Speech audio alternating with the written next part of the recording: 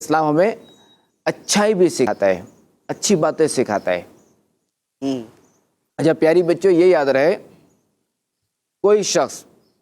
کوئی مرد ہو یا کوئی عورت ہو، کتنے ہی اچھے اچھے کام کر لے،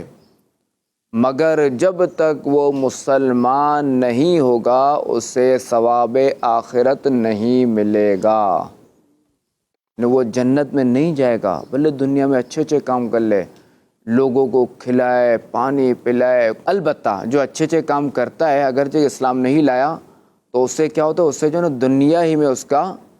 بدلہ دے دیا جاتا ہے۔ نہیں سمجھو کہ جیسے کسی نے کھانا کھلایا، مثال کے طور پہ کسی نے غریبوں کی مدد کی، کھانا کھلایا، تو اسے دنیا ہی میں جو نا وہ جتنا اس نے کھلایا نا اس سے زیادہ اس کو دے دیا جائے گا، اس کو اتنا مال دے دیا جائے گا،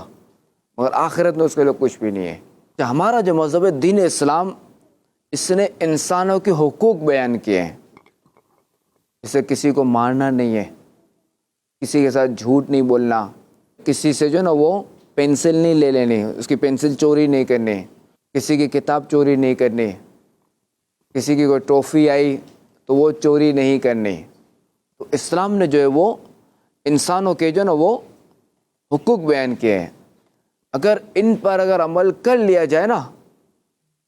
ان پر اگر کوئی عمل کرتا ہے، سارے انسان اگر سر عمل کر لیں تو اس سے جو نا پوری دنیا میں امن ہو جائے، سکون ہو جائے۔ اگر لوگ اس پر عمل کریں نا تو امن و سکون ہو جائے پوری دنیا میں۔ اچھا دین اسلام نے جو نا صرف انسانوں کے حقوق نہیں بلکہ جانوروں کے حقوق بھی بیان کیے ہیں،